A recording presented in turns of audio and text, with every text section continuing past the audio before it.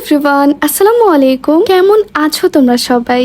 আমরা আলহামদুলিল্লাহ মহান আল্লাহ রাব্বুল আলামিনের অশেষ রহমতে ভালো আছি। আজকে আমি তোমাদের সঙ্গে শেয়ার করছি লাস্ট ওয়েডনেসডের ব্লগটা। সকাল থেকেই আমাদের এখানে অনেক বৃষ্টি পড়ছিল। মেইনলি গতকালকে রাতে থেকে বৃষ্টি পড়া স্টার্ট হয়েছে, কখনো বরফ ফোটায় কিংবা কখনো ছোট। আমাদের খুবই ইম্পর্টেন্ট একটা কাজ ছিল, বাট বৃষ্টির জন্য বের হতে পারছিলাম না। অবশেষে বৃষ্টিটা একটু কমার পরে আমি আর মামুনি বের হয়ে যাই কাজটা করার জন্য। যাওয়ার পথে বৃষ্টিটা থেমে থাকলেও আকাশ কিন্তু এখনো মেঘলা হয়েছিল। এমন মেঘলা দিনে বাইরে ঘুরে বেড়াতে কিন্তু বেশ ভালোই লাগে, মানে যতক্ষণ অব্দি বৃষ্টিটা স্টার্ট না হচ্ছে। আর বৃষ্টি স্টার্ট হয়ে গেলে তো আবারও বিপদে পড়ে যাবো।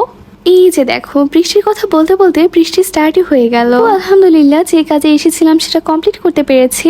যেহেতু বাসায় যাওয়ার পথে বৃষ্টির কবলে পড়তে হলো, এই জন্য মন্দ লাগার চাইতে ভালো লাগাটাই বেশি কাজ করছিল।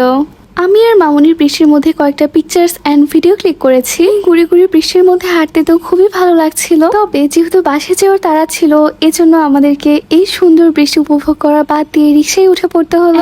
রিক্সায় ওঠার পরে একদম জোরে করে বৃষ্টি নামতে শুরু করেছে। তবুও বেশ ভালোই লাগছিল, কজ ইউজুয়ালি দেখা যায় বৃষ্টির দিনে আমাদের খুব ইম্পর্টেন্ট কাজ ছাড়া বের হওয়া হয় না। আর যদিও খুবই ইম্পর্টেন্ট কাজ থাকে, মামুনি একাই বের হয়, আমাকে বের হতে দিতে চায় না। So today I really had a good time with Mamuni in rain.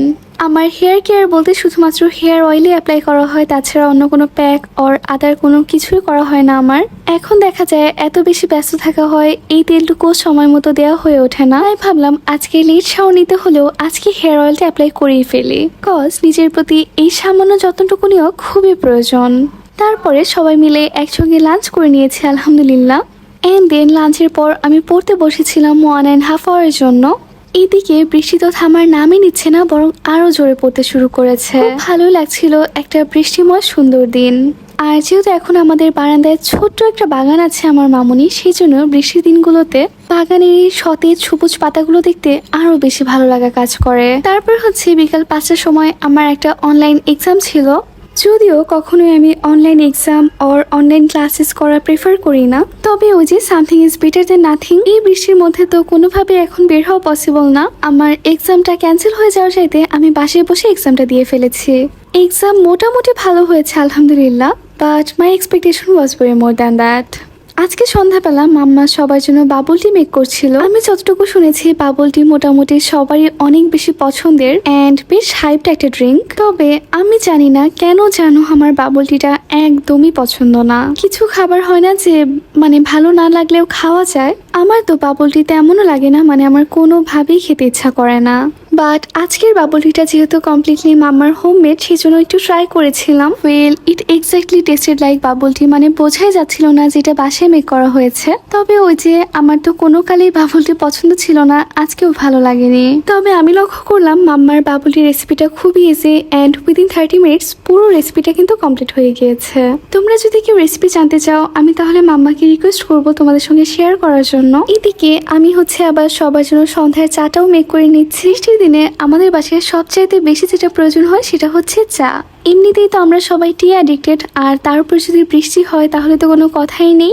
আমি হচ্ছে আবার চায়ের জন্য একটা রিলস বানাচ্ছিলাম, সেটার কিছু ক্লিপস আমি ভ্লগে শেয়ার করে দিচ্ছি তোমাদের সঙ্গে। এখন হয়তোবা রিলসটা অলরেডি তোমরা আমার সেকেন্ড পেজে দেখে ফেলেছো, আর যারা এখনো জানোই না, don't forget to follow my second page.